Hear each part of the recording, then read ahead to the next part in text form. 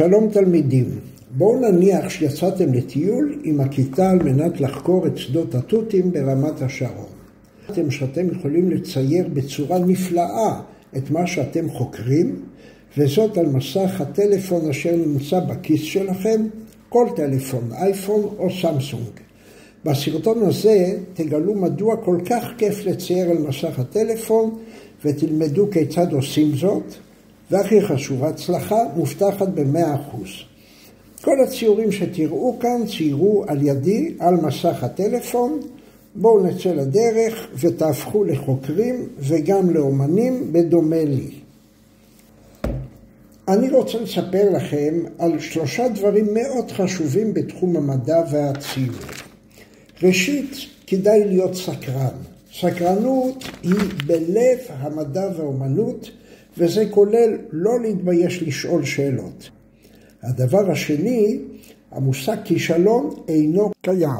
אם לא הצלחתם לעשות משהו, תתייחסו לזה כאל שיעור.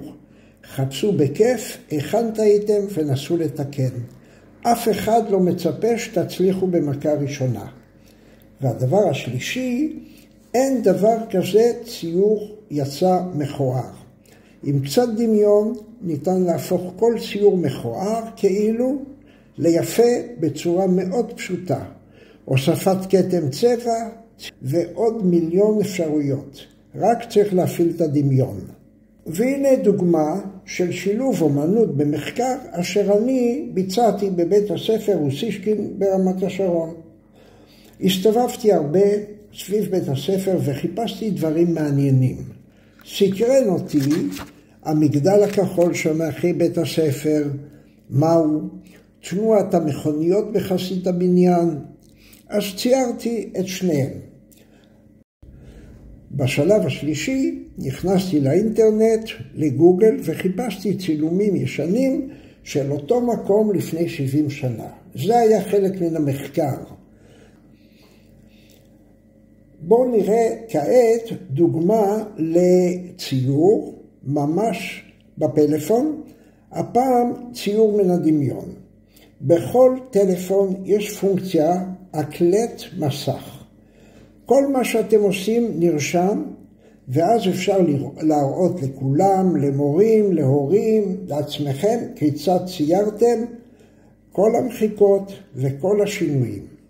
על מנת להתחיל לצייר, יש להיכנס לאפליקציית פתקה באייפון, ולהמשיך כמו בשקף, או S-Note בטלפון סמסונג. לי יש טלפון סמסונג.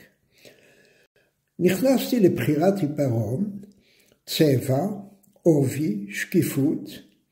התחלתי לצייר מרובע, התחלתי שוב. בו ברגע הוספתי עוד ריבוע, זה לא היה מתוכנן, אופס, לא יצא טוב. מוחק וממשיך, זהו, יש מספיק ריבועים. בואו נצבע. לא מוצא חן בעיניי כרגע, אני מוחק. אוהב שנשאר קצת לבן, כי זה בלתי צפוי. זה קצת חידתי, מדוע השארתי לבן? אני גם רוצה לגוון, אז הוספתי נקודה אדומה. אומנם היא בטעות, אבל נראית לי יפה. נוסיף כרגע אותיות, על מנת שיותר מעניין. הוספתי, צפוי שהוסיף עוד אות, רק אותיות. אבל זה כבר לא יחידתי, זה נורא מסקרן.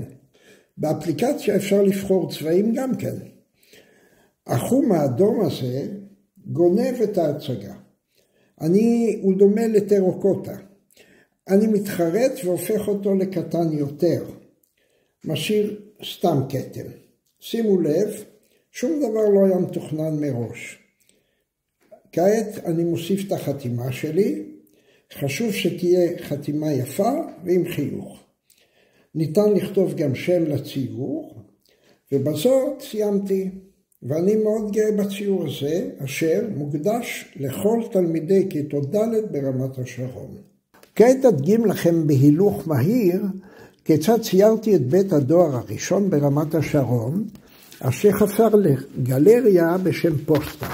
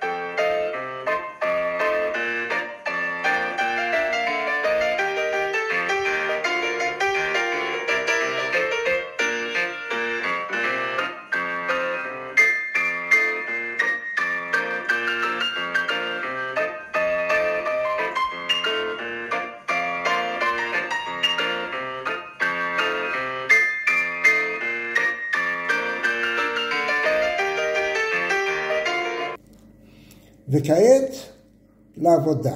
פיתחו את האפליקציה פיתקה באייפון או נוט בסמסונג, תבחרו שם את המכחול, למשל אתם רואים פה את הציור, תבחרו סוג עט או מכחול, אופי המכחול, צבע ושקיפות הצבע, חפשו לבד כיצד עושים זאת. מחקר וציור נעימים.